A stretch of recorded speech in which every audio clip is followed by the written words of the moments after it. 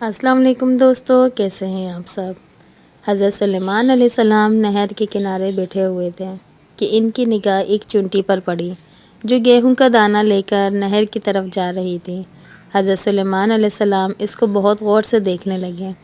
جب چونٹی پانی کے قریب پہنچی تو اچانک ایک مینڈک نے اپنا سر پانی سے نکالا اور اپنا منہ کھولا تو یہ چونٹی اپنا دانے کے ساتھ اس کے منہ میں چلی گئی۔ مینڈک پانی میں داخل ہو گیا اور پانی ہی میں بہت دیر تک رہا۔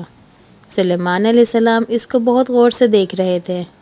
ذرا ہی دیر میں مینڈک پانی سے نکلا اور اپنا منہ کھولا تو چونٹی باہر نکلی، البتہ اس کے ساتھ دانہ نہ تھا۔ حضرت سلیمان علیہ السلام نے اس کو بلا کر معلوم کیا کہ ماجرا کیا تھا اور وہ کہاں گئی تھی۔ اس نے بتایا کہ اے اللہ کے نبی، آپ جو نہر کی تہہ میں ایک بڑا کھوکھلا پتھر دیکھ رہے ہیں، اس کے اندر بہت سے اندھے کیڑے مکوڑے ہیں۔ اللہ تعالیٰ نے ان کو وہاں پر پیدا کیا ہے، وہ وہاں سے روزی تلاش کرنے کے لیے نہیں نکل سکتے۔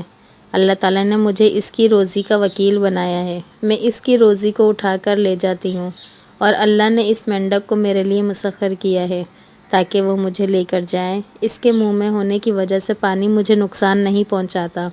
وہ اپنا منہ بند پتھر کے سوراخ کے سامنے کھول دیتا ہے، میں اس میں داخل ہو جاتی ہوں۔ جب میں اس کی روزی اس تک پہنچا کر پتھر کے سوراخ سے اس کے منہ تک آتی ہوں تو مینڈک مجھے منہ سے باہر نکال دیتا ہے۔ حضرت سلیمان علیہ السلام نے کہا، کیا تو نے ان کیڑوں کی تسبیح کو سنا؟ چونٹی نے بتایا، ہاں، وہ سب کہتے ہیں، اے وہ ذات جو مجھے اس گہرے پانی کے اندر بھی نہیں بھولتا۔ سبحان اللہ۔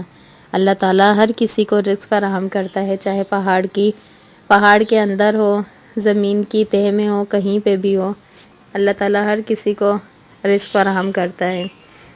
کبھی بھی اللہ تعالیٰ سے مایوس نہ ہو۔ اللہ تعالیٰ سب کو اپنی حفظ و امان میں رکھے۔ مجھے بھی اپنی دعاؤں میں یاد رکھیے گا۔ انشاءاللہ پھر ملتے ہیں نیکسٹ ویڈیو میں۔ میرے چینل کو لازمی سبسکرائب کر دیجیے گا۔ اللہ حافظ۔